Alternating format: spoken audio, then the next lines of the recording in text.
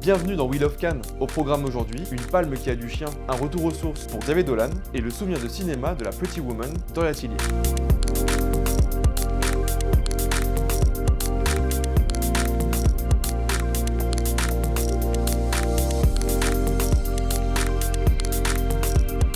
Quand on pense aux souvenirs marquants, c'est souvent ceux de l'enfance. Le premier film que j'ai vu beaucoup de fois, je crois que si on exclut les dessins animés, c'était Pretty Woman. J'adore les histoires d'amour et j'adore Julia Roberts et je voyais cette fille que je trouvais pas du tout vulgaire. Je comprenais ce que c'était qu'une prostituée, je comprenais que c'était un truc un peu d'adulte, quoi.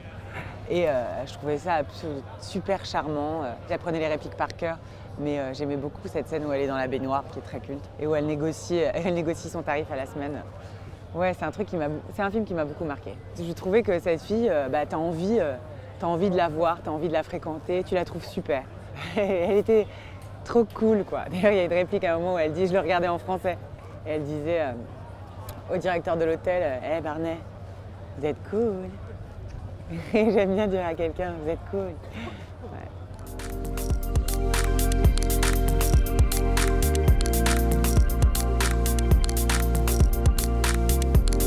Surtout, il est en train de prendre des petites notes, comme quoi, oui, c'est un bon chien. Ou pas si bien que ça. Et parfois, un chien arrive sur l'écran, on prend notre première 10 minutes et puis on ne le voit plus.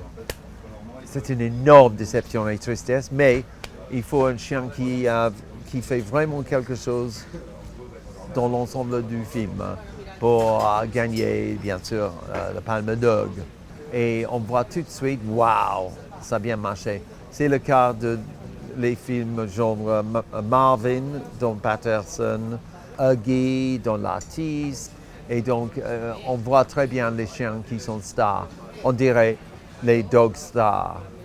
La rumeur dit que Tarantino cette année convoite la Palme d'Or pour le chien Brandy, le chien, vous l'avez... Quand Brandy a passé à l'écran pour le projet presse, mon téléphone a illuminé, comme on dit en anglais, comme un sapin de Noël. Bip, bip, bip, bip, bip, bip. Les gens, ils ont vu dans cette performance quelque chose. Je peux dire ça. Thank you very much. Please. I have to say, I am so honored. At least I do not go home empty-handed.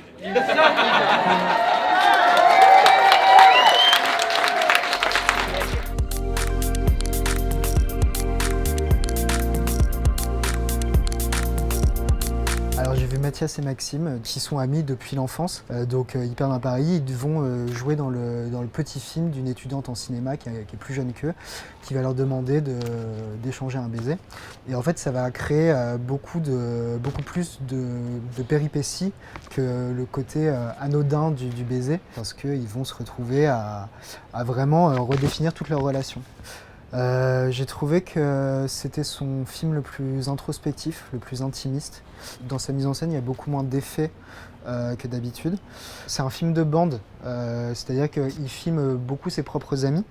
Et donc du coup, il y a une sorte de cacophonie ambiante, d'agitation. Et en fait, ça, c'est une apparence. Lui, ce qui va l'intéresser, c'est vraiment la relation entre les deux amis. C'est là qu'il est très fort, c'est qu'au milieu de toute cette agitation, il va se recentrer sur des trucs très simples, des trucs, des élans très discrets du désir.